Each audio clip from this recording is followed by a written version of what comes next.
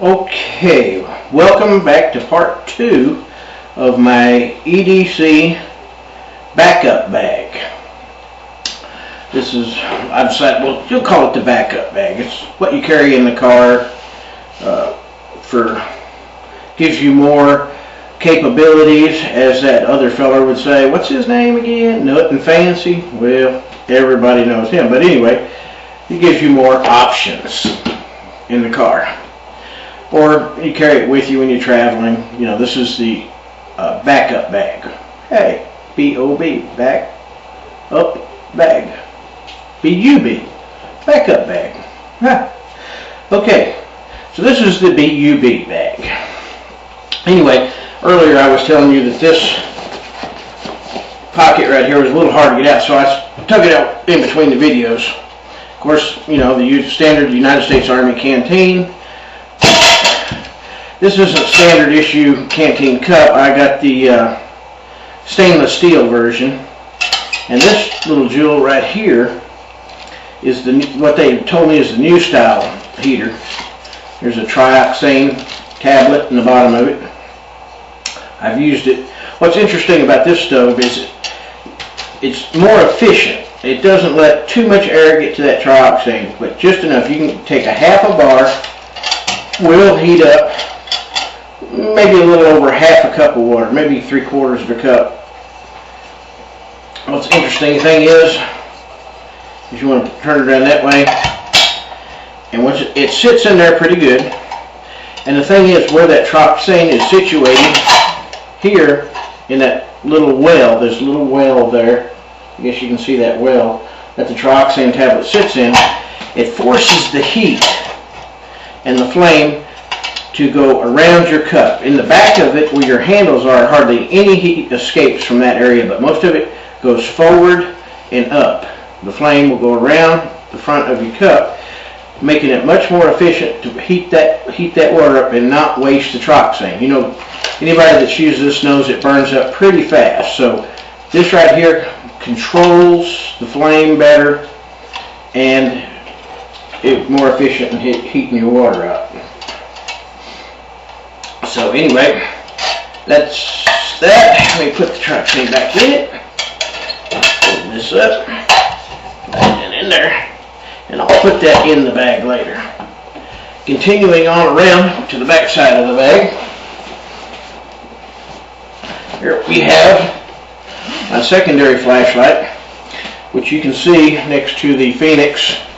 This is a Phoenix. This is a E20.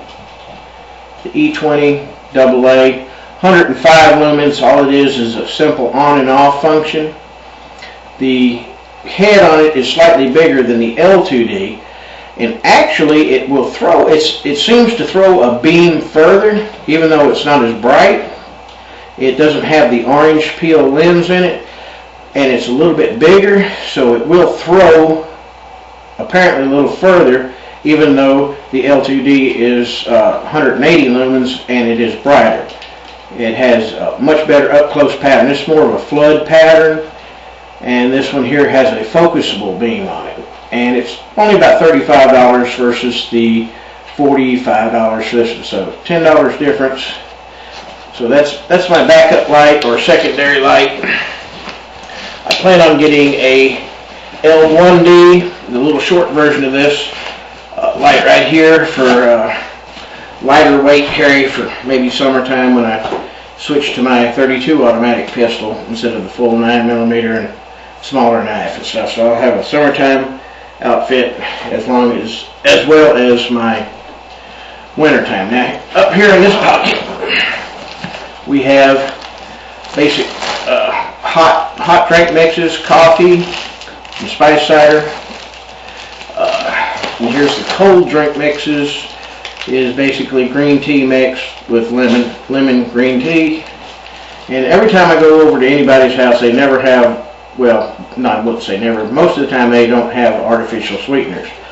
Myself, I am big enough. I try to stay away from sugars at all times.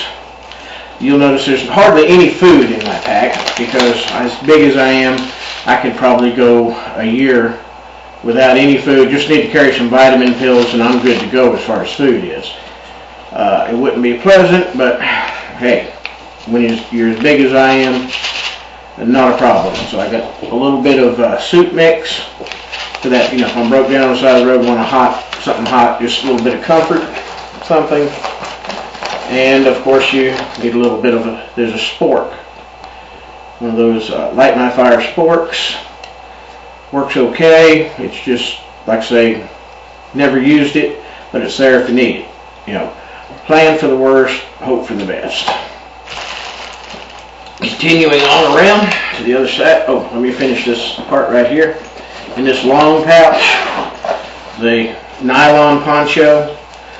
Of course, good for its main purpose of rain. If it's raining out, or let's say it's in the summer and you just want to make a little shady spot to sit under while you're waiting for breakdown or something, throw you a little shade. It's got grommet holes in it. Along with the power cord, I could make a temporary shade shelter, not have to wait inside a hot vehicle or something like that. Just a little bit of shade or rain. Its main purpose is rain. Continuing on around the bag, this pocket could be used for another canteen, but right now I got a cold steel roach belly. Excellent knife. It's bigger than my knife I carry in my pocket, so I have a step up in size. Very sharp. Could be used for skinning, box opening. Very tough little knife for $10. It's, for $10, high value knife. Here I have my sunglasses with a little cleaning cloth, microfiber cloth, also good for camera lenses cleaning. And a pair of mechanics gloves. Good to keep your dexterity. They're not the most durable glove in the world, but for a kit that you're not going to use, you're not planning on doing any work, but just there if you need them. They can hold up pretty good. And then in the bottom, a little pistol cleaning kit. It is DAC Gunmaster. A little kit all in one. Brushes, 2 little brass rods, screws in the top, the brass rods do, so the handle becomes, your handle. So that's the outside of the bag. In the next video, we will continue. We'll start the inside of the bag, which is in so many different sections that we're probably going to wind up with a 5 or 6 parter here. So I'll see you on the return.